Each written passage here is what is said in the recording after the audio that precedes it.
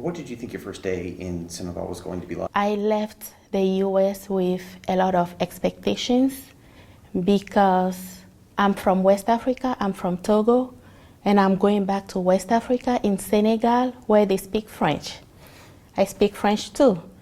So I thought this was going to be an easy experience, not knowing that it was a beginning of an adventure full of setbacks and full of, I discovered a lot of things about my culture that I did not know before living in Togo. So to answer your question, I will say I thought I was going to do the same thing that I was doing in Omaha before, living a 9-to-5, working with entrepreneurs, helping them with capacity building. But the culture shock, it was unexpected, and that had a significant impact on my Peace Corps service. After the first meal that you weren't appetized by, what was the first thing you ended up eating? I had some snacks in my bag. I had a backpack, so I had some snacks in it. That's what helped me go through the night. Compared to back in Togo, what was the most similar thing that made you have an easier inroad to Senegal? I know this is what I thought. The language barrier was not going to be there because I speak French, and obviously I'm going to find people in Senegal that speak French.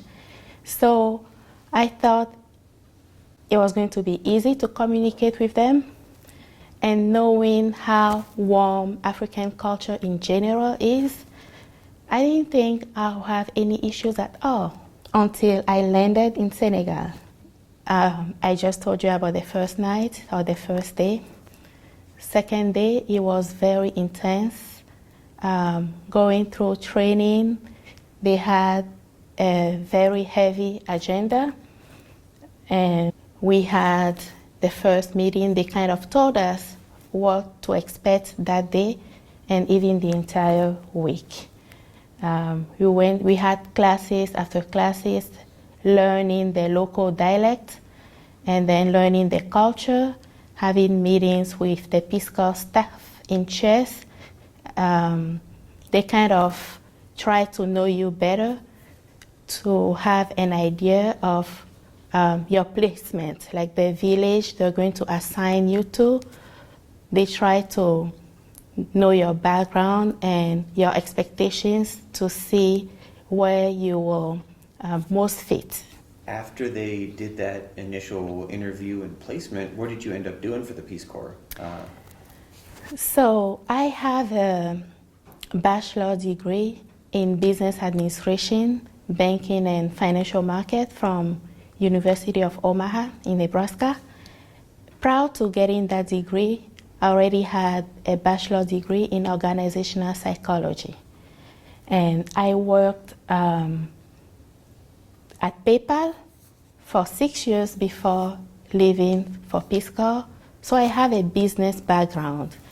And I was assigned to the Chamber of Commerce in Senegal. And I was going to work with entrepreneurs, work on their capacity building from an idea to a project, and also linking them to financial institutions for small business loans. So that the program I was in, the program was called Community Economic Development Program. Is there any specific project inside of that you remember that you really liked working with? Yes. Talking about projects, I did a lot. While in Peace Corps, I work with women entrepreneurs, I work with youth associations, working on what they call briquettes. Briquette is kind of a substitution for coal, and it doesn't produce a lot of smokes. So I work on that project, and that project actually took this youth association that I was working with to get a grant from the U.S. Embassy in Senegal. And I remember the grant was about $3,000 US. That was a lot of money, given the currency conversion rate. It was a lot of money, and they were able to start off like that, and that helped improve their life with food security, and they were able to be sustainable because of some of basic business skills that I was able to implement and teach them. So that was one of my projects. I work with a lot of students, also grade school students from grade 6 to 12, teaching basic business skills. It was a junior achievement program. The objective is to create awareness because in Africa, education in general was designed is to graduate high school and, if possible, go to college or community colleges and then work. The reality is that it doesn't happen that way. We have a lot of young people, they graduate from school, they graduate from colleges, they graduate from trade schools, and yet they're jobless. And they don't have any entrepreneurship skills. So that was the idea behind it. By implementing basic business skills and introducing them to the idea that you don't have to put in 1,000 applications and not even having one job interview. But as soon as you graduate, or even before graduating, you already have these ideas that you're working on. And then even if you don't get a job, you kind of have skills to start a business. So that was one of my projects that I did in Senegal. And it was successful. I had about, in total, 200 students that graduated from the program. Their experience with your approach change how you would work with them in the future or work now? Yes, I will say it really made a significant impact on the student and especially on the community, because these students, after going through the 5 to 6 weeks this program with me, on a daily basis when they go home, they share this idea with their parents that never knew something like that existed, that never knew that their kids could just come up with ideas and then start their own business. So they were sharing this experience and these things that I was teaching them with their parents. And some of their parents even contacted me that they had this idea. They knew a lot of things. They had a lot of skills on how to sew, on how to, for instance, work with leather, making shoes or bags or purses. So that's how I was introduced to a lot of parents, and then I was able to help them write the project and even get small business loan. It gave me a lot of hope. Just being able to make that impact on the community, it was rewarding to me. After you got done, what brought you back to Omaha? So I'm glad you're asking that question because I served for 2 years in Kaolack. Kaolack is the village I was in. And then at the end of my service, I kind of extended my service for 1 additional year, but this time I went to Dakar. Dakar is the capital of Senegal. I was asked to help on a few different projects. So I was there till August 2014 when the 3 years ended, and I decided with all this experience that I had working on community development, capacity building, I decided to go back to Togo and help my people, because if I was able to have the result that I had in Senegal, I believe that I'll be able to have the same result in Togo. So I left Senegal for Togo and I started my own business there. I opened this hair salon because I saw a lot of different girls, they dropped out of school and they were just there. They started having families, kids, and they were very young. But I saw a potential in them, and I was determined to help them the same way I help people in Senegal. So I started the salon. It was about $6,000 US. I recruited 2 girls that they already went to the trade school. They kind of learned how to do. By the time they graduated, I already had this salon well equipped for them. Things were going well until I received this invite from DC. Actually, I had applied to become a US diplomat.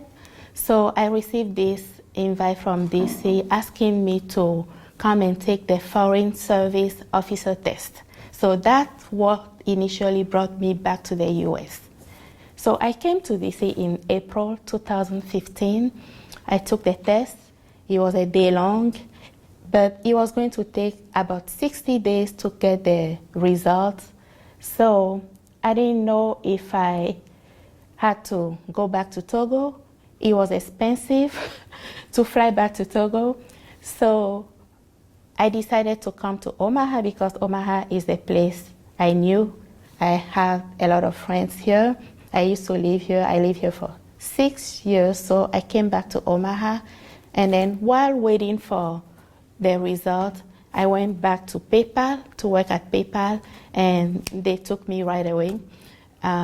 So I was working there till June, when unfortunately the result wasn't positive. Like, I didn't pass my foreign officer test. So that's when I had to make the decision to whether go back to Togo.